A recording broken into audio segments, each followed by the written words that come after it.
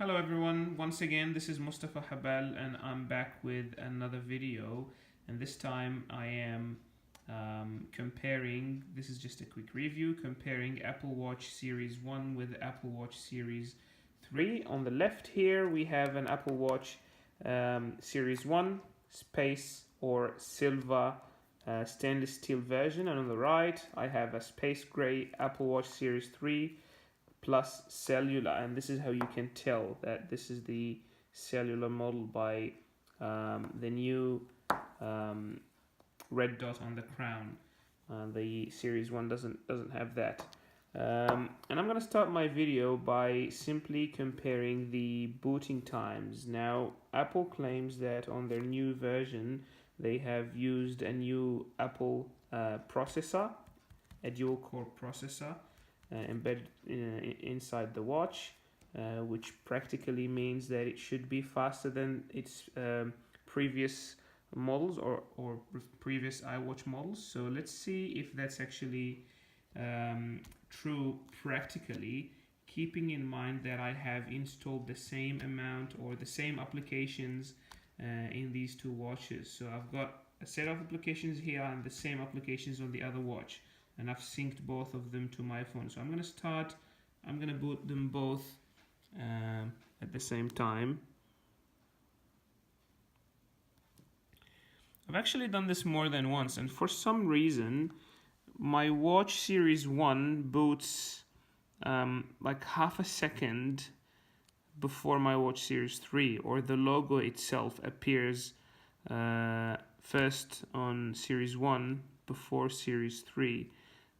But let's see if that's actually going to make a big difference. So I'm going to put them next to each other. I hope that we have the right angle. As you can see, you can barely tell the difference.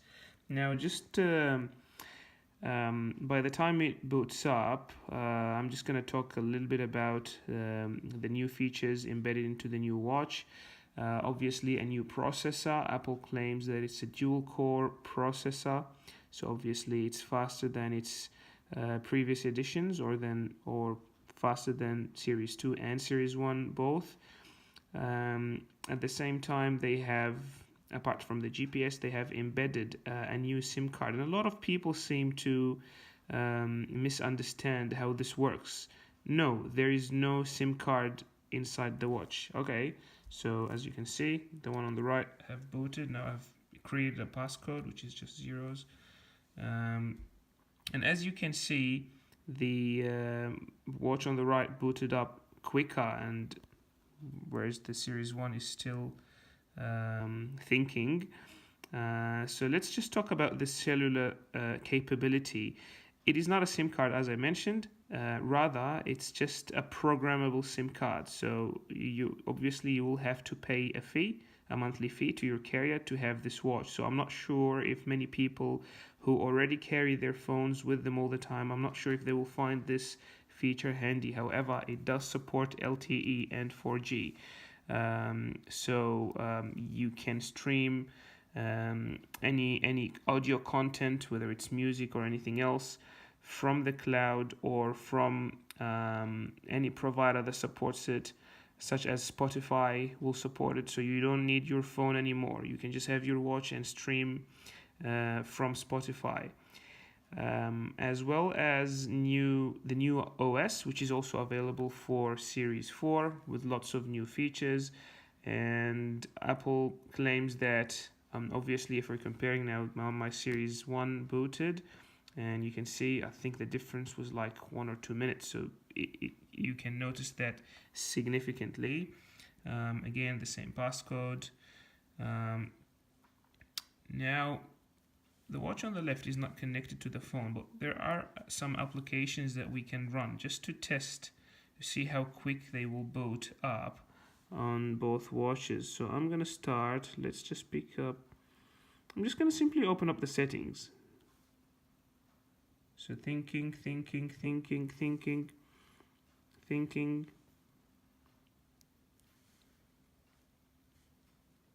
Now keep in mind that the watch on the left is loaded with apps. Okay, now you can see it took about maybe 10-15 seconds. Let's see the watch on the right. That's pretty much immediately. If we swipe to the up or to the top, you can see it's a bit laggy, whereas this one is pretty smooth. And that's better. Now I do have a screen protector on the one on the left, but that has nothing to do with it. It's just the new iOS. I think it's making it a little bit laggy. I don't have a watch Series 2 to compare it with, so I'm comparing with this one instead. Let's see the brightness. If we compare the brightness between the two, I don't know. They seem pretty much similar to me, to be honest. I can't tell if the screen is actually brighter on the Series 1. And as you can see, there's a new option here, mobile data. No SIM. Now there's no SIM, as I mentioned. It's a programmable SIM. You do need to contact your carrier to make sure that your watch is going to be compatible. I know here, for example, some carriers charge $5 a month to have your watch activated. So I'm not sure if many people will actually be happy to pay $5 a month again just to have this feature. And most of us, even though we might be wearing smart watches, but we still carry our phones with us all the time. So I'm not sure if this will be a handy feature. I've got some smart bulbs here from LifeX. Let's see if this actually boots up also. Let's see. Okay, so I need to open up the app on the phone, but as you can see, the app itself opened up pretty quickly. Let's see the maps. Maps, where's maps?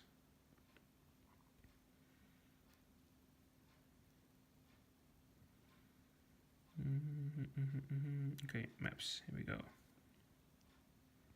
Yeah, again, pretty quickly.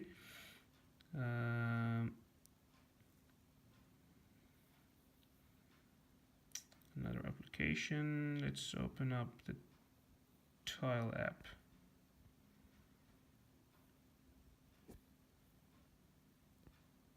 Out of range. Okay, I just wanted to test the speed of the app more than anything else.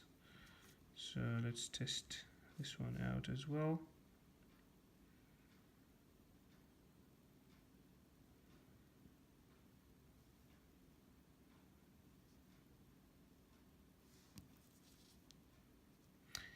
One more feature I should add is Siri. Siri can now talk. Now, without talking to Siri, otherwise this might trigger my phone, as you can see, also the app itself. I'm going to actually try to close the app on both and open up the same app. It should be in memory now, so it should boot pretty quick on both. So let's see this one. Sorry. Pretty much immediately. This one. Not a big difference because both apps are in the memory. If we press this button, now we can see the apps that we have opened. This is also a new feature with a new OS. Again, here it's not as smooth as it is on this one. I don't know if you can notice. I'm gonna try and swipe up with both.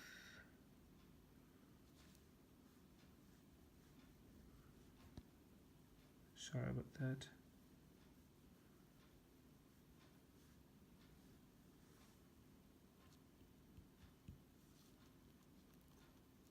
Actually, I can try with the crown. All right. I think it timed out. It locked itself. Yeah, I don't know if this difference will annoy some of you. I don't know. But I guess it is definitely quicker, as you may have already noticed. Now, I'm going to try and talk through Siri, but ask her questions that she probably doesn't need to contact any server to answer. So, for example, the time. What's the time now? Same time as it was yesterday around now. Very funny, Siri. All right. What's the time now?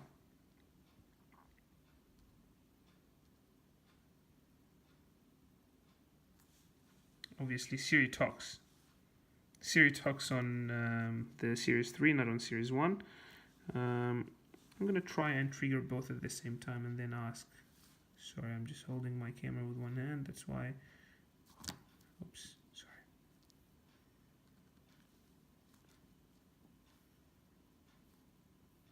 What's the time now? Same time as it was yesterday around now.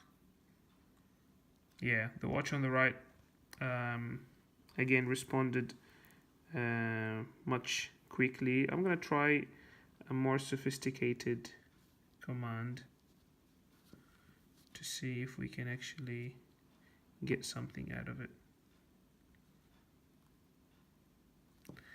Can you please tell me how many reminders do I have for today? You only have one reminder that's due today. Call my friend. So the one on the right. The one on the left is still thinking. I think the one on the left is trying. Okay, so she's trying. That probably triggered some internet features. So, and we don't have an active internet connection to this one. So I'm gonna try again something different that will probably not require any of this. I'm gonna try and create a reminder. Tomorrow at 10:30 a.m. remind me to call Steve. Here's your reminder. Okay, so both of them responded pretty quickly, but as you can see, the one on the right was a bit quicker. So should you buy this? Well, if you haven't upgraded from Series 1 to Series 3, and this is your first watch since Series 1, if you can justify the price, again, in Australia, it's $599 for the Series 3 with Cellular. So if you can justify that, and if you go to the beach quite often, if you are an athlete and you don't usually take your phone to the gym, and there are times where your phone won't be with you, and your carrier supports also a service or that programmable SIM card by Apple. If your carrier supports it and you can justify it, then I would say go for it. Otherwise, if you really have your phone pretty much all the time with you, then it's not a big upgrade. You might find Siri useful. I have had to sometimes on purpose mute or close my phone, because simply if I just say the word that I don't want to say, because I don't want my phone to be triggered, but if you say something Siri, then it will trigger my phone and my watch at the same time. And I don't know if Apple is working on that, but sometimes it works.